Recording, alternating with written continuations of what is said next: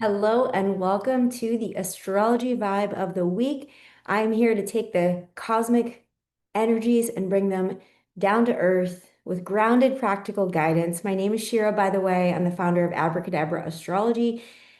Girl, it's been a minute. It's been a minute. So I'm really happy to be back. I went to Mexico and did a Joe Dispenza Advanced Meditation Retreat. It was life-changing to say the least. It was very intense. There were hours and hours and hours of meditating and going within and just connecting with myself and connecting with my heart. And I do feel that I had some veils lifted. I had some really deep realizations, kind of like soul shaking awareness of just my life and how I can step into my truth in a bigger way. So I'm here to do that. And this week's astrology 100% is in support of stepping into your truth in a bigger way and also feeling a little bit like you're getting shaken up, like you're having some sort of internal shift. So I'm going to talk about all of that and we're going to get into it right now. Let's start with Uranus. So Uranus is moving into Gemini on July 7th. And Uranus is the planet of high frequency wisdom, downloads from beyond, from literally other dimensions, from galactic frequencies, from outer space, outer space energy. Uranus brings shakeups and changes and surprises. And in the 3D, it can feel really shocking and really sudden. And sometimes Uranus can bring things that are like weather related, like the floods that are happening, the fires that are happening. Uranus is electrical energy, it's electricity, it's also shaking of the earth and really deep changes in the 3D. So in esoteric astrology, sometimes Uranus is looked at as the bringer of crisis. And I'm not saying that to scare you, totally not my vibe at all. I do want to share with you why that is. So I'm going to give you an example. I'll tell you a story. Um, it's a personal story, and I didn't plan to share it, but it's coming through, so I'm going to go with it. I'm going to go with it. Okay. So when I was in my 20s, about 20 years ago, I was in my 20s and I was very obsessed with being thin. I wanted to have this very specific body. I had just gotten into dancing and I had just gotten into yoga. And I really felt like in order to fit in with these genres and to be successful and to be good at what I'm doing, it's really important that I'm as thin as possible. And long before that, I had already begun to show signs of disordered eating, of body dysmorphia, especially in my younger days. If you've been following me for a long time and you've heard my story of being a really, really overweight child and being like horrendously harassed and bullied, to the point where it made me want to change myself based on others' opinions. So at a very young age, I wanted to be thin. I was never thin. That just wasn't part of my reality. So it has been a theme. So fast forward to my 20s, and I start getting into yoga, I start getting into dance, and I realized that, all the other yogis on the magazine covers and in the videos, they just look this certain way. They're like so frail. They're so like flimsy. But at that time, at my level of consciousness, I was like, okay, this is what I have to do to be accepted and to be liked. And this is what I have to do to succeed. So I just started like counting my calories and I downloaded an app so I could like a calorie tracking app. And I became obsessive compulsive with tracking my calories through this app. And I was weighing myself every day. And what happens when you get into this state of fear where you're doing things so that you are going to have external validation and you're not living authentically from your soul, but you're living in alignment with the suppressive forces of society, what's going to happen is your vision is going to get hyper focused on this concern that you have. And this happens in neuroscience. They talk about this as getting hyper focused.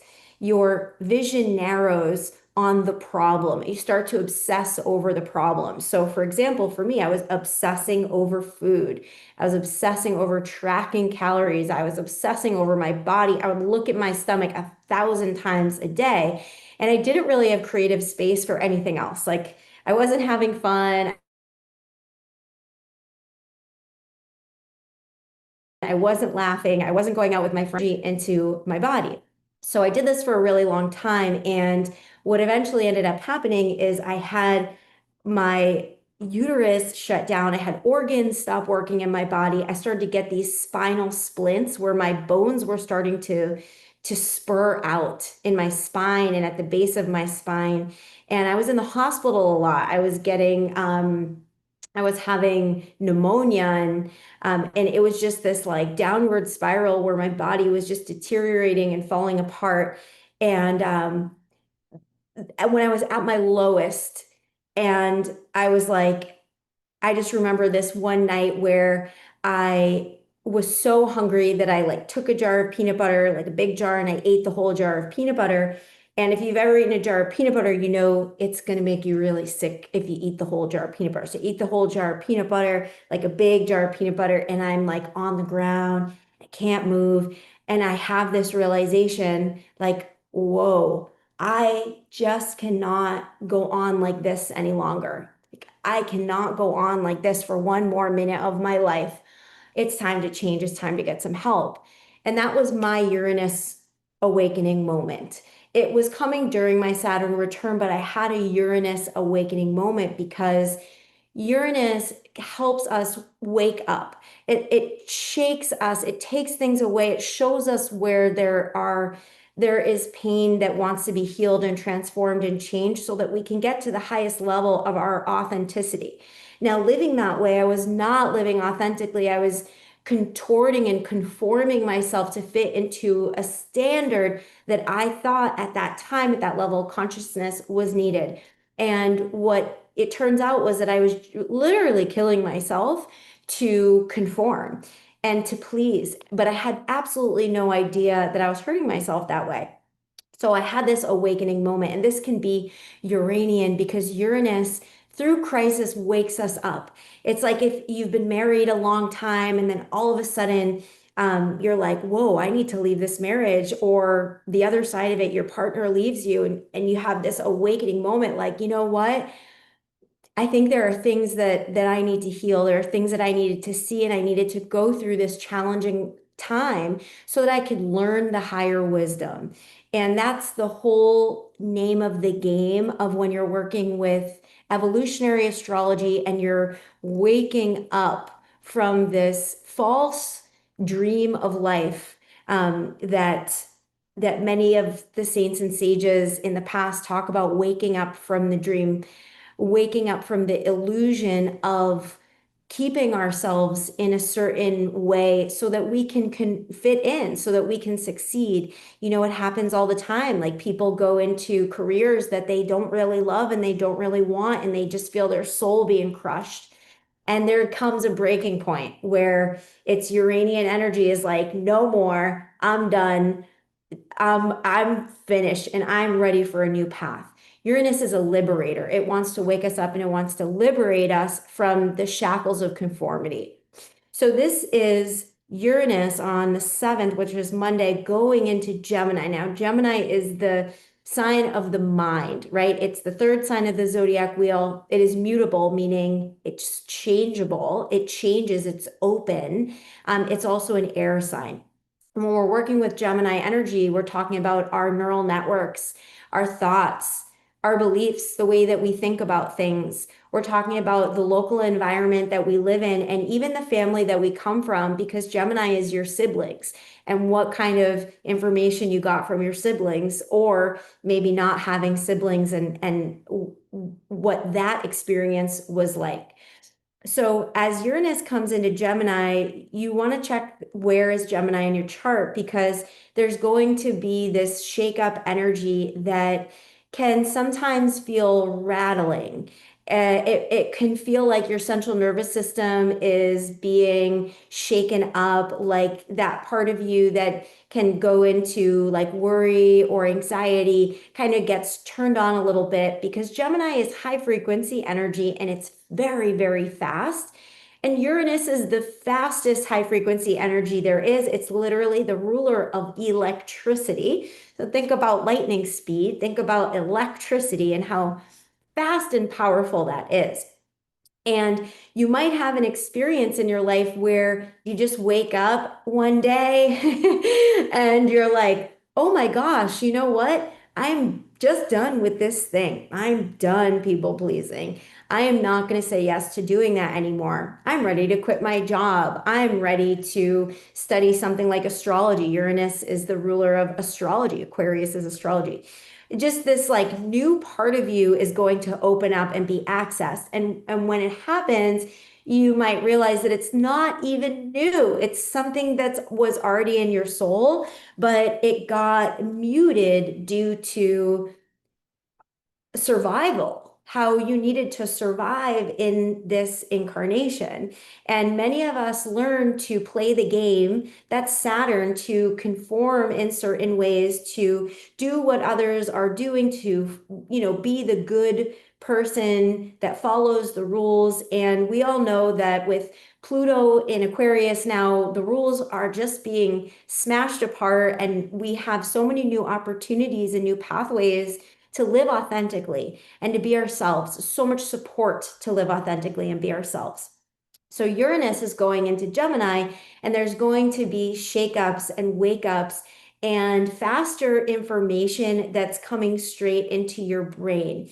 Now, if you're someone that's getting a little overwhelmed with this energy, you don't feel grounded, you feel lightheaded, you feel like a little bit of anxiety or higher sensitivity, it's going to be more important for you to regulate your central nervous system with practices like yoga or breath work like Kundalini. These are things that we offer in the Star Tribe. I'll link that below. Or literally taking off your shoes and putting your feet on the earth. And, you can even buy a grounding sheet. And this is a sheet you put on your bed, you plug it into the wall, and it brings the negative ions from the earth through the electrical socket into your bed, and it helps you sleep. Because when we have Uranus and Gemini and all this air and electricity energy, it's really normal that your sleep might get a little bit thrown off. So you want to make sure that you're regulating your central nervous system, you're aware of how you're breathing, you're practicing non-reactivity, and you're practicing being in your body and really taking care of yourself and really taking care of your central nervous system, because that's what is going to be lit up during this time. Gemini also rules the shoulders, the arms, and the hands, and also your lungs. I know you probably thought I was going to say your tatas. That's Cancer, but also your lungs. So it's a call to practice slower, deeper breathing, diaphragmatic breathing, breathing so that you can regulate your central nervous system. And I find it really helpful to, if I'm feeling a little bit like shaky, to exhale completely and hold my exhale for a count of 4. Just exhale and hold for a count of 4 and do that a couple times. It's a really like quick way to regulate your central nervous system, bring you back into homeostasis, back into stability. So it's exciting because on the flip side of the like shaky, fast energy wildness, and on the flip side of some of the things that will happen in Mother Nature that, we cannot control. The flip side of that is that we have a easier access point to connecting to the wisdom from beyond, to time traveling, interdimensional time travel through our mind, through our psyche, through our inner vision. we have an easier access point to certain styles of meditation and being able to get into the body. And the goal with Gemini energy, remember Uranus and Gemini, the goal with this Gemini energy is to bring your brain into a space where it becomes the channel, where you can bring yourself into a space that you become a very present, tapped in being. You become a little bit of a channel.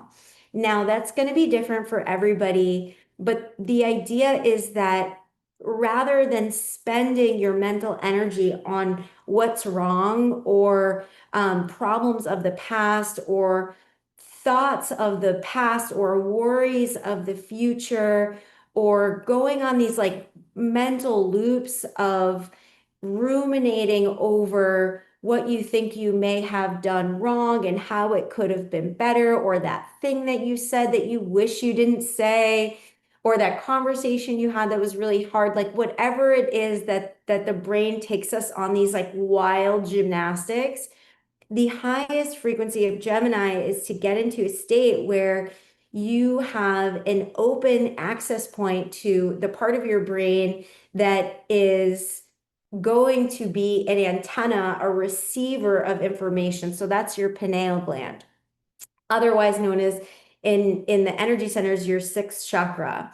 And when you're able to focus on this point above your brow over a period of time, you start to awaken your pineal gland and you start to bring energy to it and you become more of a receiver. You literally become like a radio receiver to wise information from beyond and from the electromagnetic field that is aligned frequency. Now, if you're like, what the hell are you talking about? If you're like, okay, Shira, you had me, but now you lost me. I would invite you to do the cosmic Kundalini practices that are in the star tribe, because when you start to do Kundalini and you bring energy to your pineal gland and you start to push energy into it and massage the crystals in your pineal gland, you're literally massaging your antenna, your intuition. It's like the part of your brain that is also found in sea turtles,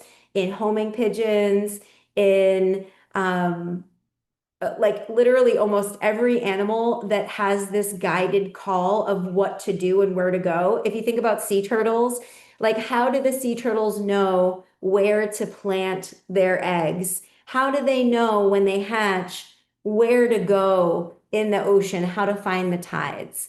How do the butterflies know where to go when it's time to migrate? How do these animals and insects know what to do? How do homing pigeons know where to go when you give them a message? It's the pineal gland.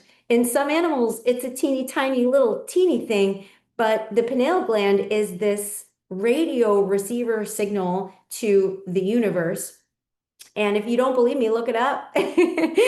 And when we practice bringing energy to it, we literally change our reality and our experience in the world.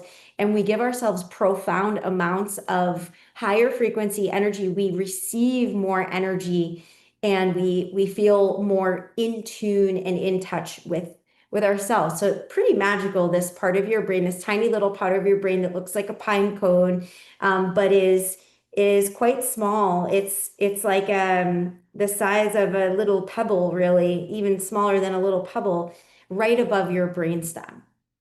So that's Uranus and Gemini and what I can give to you for how to work with it: grounding, calming, and soothing, and also just being open to downloads and realizations. Honestly, like I like to have my notes app on my phone. When I get an idea, I whip out my phone and I make sure that I either write it down or make a voice note, especially when I'm working with Uranian energy. And with Uranus and Gemini, we're just going to get so much magical insights coming through from beyond. We want to be open to it. Now, on the 10th, which is Thursday, we have a full moon in Capricorn. So I'm going to open the chart for the full moon in Capricorn and talk to you about what is going on in the sky and how to work with it. All right, so this is almost the right calendar.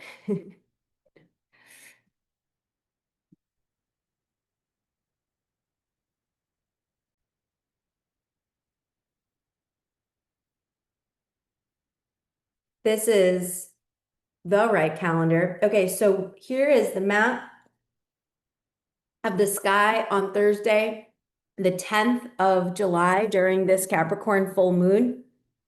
As I just talked about, Uranus at 0 degrees Gemini on the 7th.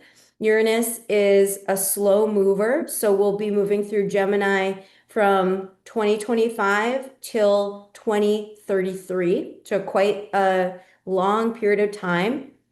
And during this whole time, we're going to have easier access to higher frequency information and changes and breakthroughs, all to get us more aligned with our truth and that intuitive wisdom that may be clouded from programming that we are breaking through in this time. Now, on the full moon, we have the moon at 18 degrees in Capricorn, opposing the sun at 18 degrees in the sign of Cancer. So Jupiter is about 10 degrees away from this moon. So I would, from this full moon, close to the sun, opposing the moon. I think that's a really supportive alignment for a full moon to have Jupiter, the planet of wisdom, the planet of expansion, the planet of blessings, very close to the sun during this time. Jupiter brings us this more easeful energy. So even though I do think this is going to be an intense full moon with this shift of Uranus into Gemini and a couple other things going on, I'm going to talk about, I do think that we have support. It's like a supportive full moon where the planetary energies are saying, listen, if there's things that are coming up that you know you need to cut out, that you're ready to clear, now is the time to do it. If you do it, if you follow your heart and you listen to your intuition, you listen to the signals of your body, which, by the way, are heightened with Uranus and Gemini. We've got heightened sensitivity now. And with Jupiter and Cancer, that's also heightened emotional awareness, heightened intuition. So our bodies are just connecting with our minds, and our souls are absolutely whispering and asking for attention and awareness. And their inner world is asking for changes in the outside world. So if there's something that you know and you feel wants to change, but you know it's hard, you're like, oh shit, I've been doing this thing, or I've been reaching out to this ex that I know isn't good for me. I know it's like part of a pattern I have, but I just can't help myself. It's like, this is the time to cut the cord, to let it go. Or, maybe there's just something that you're ready to have freedom from. There's something you're ready to break free from. There's something that you have an upgrade coming because you can feel it. It's like in your body, it's in your soul, and it's asking you to do something different. But the thing is that if you do what you did, if you keep doing what you were doing before, you're going to get the same result, but it's going to be harder and it's going to be more challenging. Remember, Uranus can bring challenges, but if we align with Uranus energy and we align with change and we're open and we accept change, it's going to be so much easier and more blessings are going to come. It will be easier, more blessings are going to come. So now is the time, this week is the time. If there's something you got to let go of that's been holding you back, it could be a story, it could be a belief, it could be a perception that you have about something, perception that you have about yourself. This is the time to let it go and to shed it like a snakeskin. What I like to do on a full moon is write down everything I'm grateful for, just so I can get in the right mindset and heart set. And then I write down everything that I need to let go, everything I do not want coming with me in this next chapter of my life, including the beliefs that I have that are holding me back, including people that I am holding a grudge against, or people that I haven't forgive, or things I haven't forgiven myself for. All of that does not allow us to step into who we really want to be and to step into our wholeness. So when I think about the reason I'm sharing about like holding grudges or not forgiving is because this Cancerian energy, it remembers. It remembers past hurts and it holds on. It has a nostalgia to it, but not all nostalgia is cute and beautiful. Think about all of the things that you have maybe been holding on to or are annoyed about or are you're like, why did that experience turn out that way? Why did that happen to me? And you have this victim mentality. We all do this. I do this. And it holds us back from actually being in the frequency of receivership and of feeling worthy of what we want because we're held back in the energy of the past and we're held back in the energy of negativity or comparison or judgment or whatever it is. Just like I was sharing with my experience of going through the body dysmorphia and being so just focused on what other people wanted. And I was in that vibration of my body is not good enough. I don't like my body. I hate my body. That was the vibration that I was in, and that vibration brought me illness. So I think there's like an awakening energy around what's going on in the sky, or around how are you thinking? What's the energy of your thoughts? What is the vibration that you're putting out? Is it bringing you illness or is it bringing you love? Is it bringing you gratitude? Is it bringing you worthiness? Is it bringing you blessings? Because it's not an external job. It's an internal job. All of this earth school, earth trauma school, it's all an internal job to aligning our own selves with what we want and doing the healing work that needs to happen so that we can shed the weight, shed the heaviness of the emotions that we hold on to. That's Cancer energy. I have my moon in Cancer, so no shade, okay? No shade, Cancer energy. I love you. But sometimes we want to keep things too safe. We hold on to things from the past. We don't let go of things. And this full moon in Capricorn is quite awakening and asking us to shake off the burdens and the handcuffs. Now, the Capricorn symbol, archetypal symbol in the tarot card, in the tarot, is the devil. So, not the devil in a religious Catholic sense or whatever, not that kind of devil. The devil that is the shackles of the past. That is the devil card in the tarot that is the Capricorn energy. It's what are the societal shackles, the old programs that we are still functioning in, the guilt, the shame, the not enoughness. Those are like a ball and chain on our ankles and our wrists are just chained together and it doesn't allow us to break free and fly and be our authentic selves.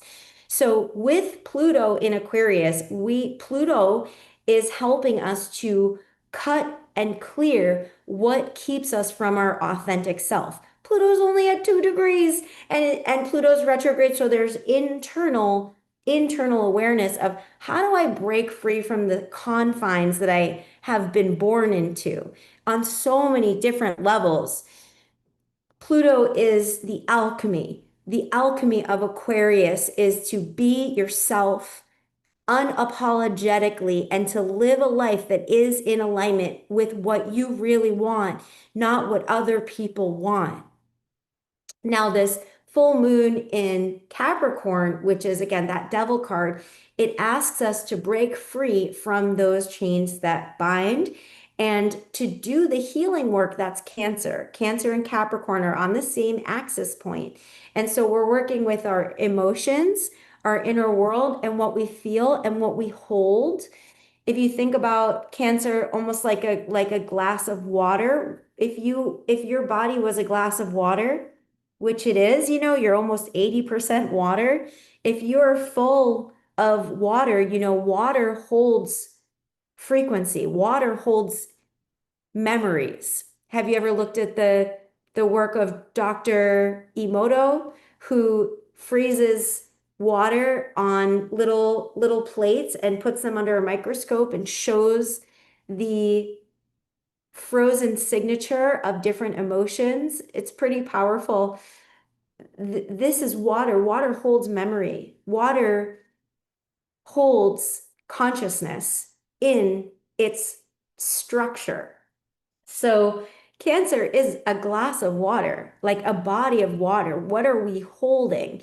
And we have an opportunity to cleanse out and detoxify the water that is stagnant, the water that we are ready to maybe cry out through our eyes, or taking like a salt bath or swimming in a pool or an ocean, or even just washing your hands underwater and imagining that you're cleansing your heart as you wash your hands, extensions of your heart. We're cleansing water. The sun is aligning with the moon, and we have this full culmination point where things are going to come up. And with the sun in Cancer, there's a lot that's coming up. There's a lot of emotion here. There's a lot of feeling. Capricorn has a tendency to suppress emotions, and I don't think that's going to be part of this full moon. I think Capricorn is learning to feel like never before, and to kind of take the top off and let everything just flow. This moon is also supported by Mars in Virgo. So there's a nice long blue line, a beautiful trine with this full moon and Mars in Virgo. So Virgo is the details. How do we do it? How do we clear? How do we release? What's the plan? How do you need to set up your Thursday night and prepare for this cleansing ritual? I'm going to write down what I want to release, and I'm going to burn it. And I'm also most likely going to sing to Ganesh, the remover of obstacles, because who doesn't want to have obstacles removed? But Virgo is the details around it. Now, it's very important that you don't get hyper fixated or hyper focused on what's wrong or what is not good enough or your perfectionism, because there's a Virgo tendency there for that. And then there's also a Virgo and Capricorn tendency to overdo it and overwork and over push. So you could find on Thursday you're feeling tired, you're feeling burnt out, you're feeling like you just really need a break. This Mars in Virgo, just like, it doesn't quit. It wants to keep going. It wants to find solutions. It wants to figure things out.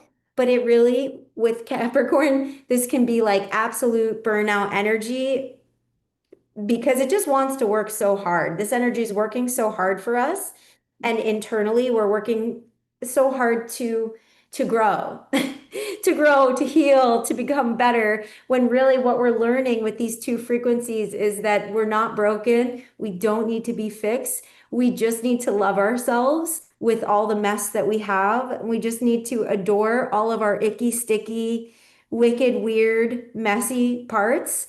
That's the like highest frequency of Virgo is, can you just love yourself for a second? Can you just sit down and freaking love yourself and honor and celebrate how far you've come and how beautiful you are? So the high frequency of this full moon is finding deep forgiveness for whatever you've been holding on to, and finding compassion for your journey, celebrating yourself for how far you've come. Capricorn energy forgets how hard they're working. Remember to celebrate yourself. This is for everybody because it's a full moon in Capricorn. So hopefully the energy will be on the work you've already done, how far you've already come, and giving yourself a break, just giving yourself a break and time to recoup and recalibrate, especially with this Uranus and Gemini energy that's just like shaking things up. I'm feeling that this full moon is going to require rest. It's going to be the kind of full moon where if you can do a restorative yoga class, or go to a sound bath, or put on sound healing, like a YouTube sound healing. It's that kind of full moon. It really is like, all right, we've been going, going, going, going. And then in the US, it's the week after the 4th of July, where people are very social, very extroverted. This is also Gemini. And it's just like, I'm just feeling this is the kind of full moon where we're really gonna want to take care of ourselves and lean into healing. Lean into healing. So I'm going to stop it here. Before I fully close this out, if you are someone that has ever struggled with 100% living your authenticity and you have a tendency to people please, or you have a tendency to say, yes, I'll help you with that, even though you don't want to. I'll help you move. Of course, on my only day off, I've been working 70 hours a week and this is my only day off, but I'm gonna help you move. Yeah, for sure.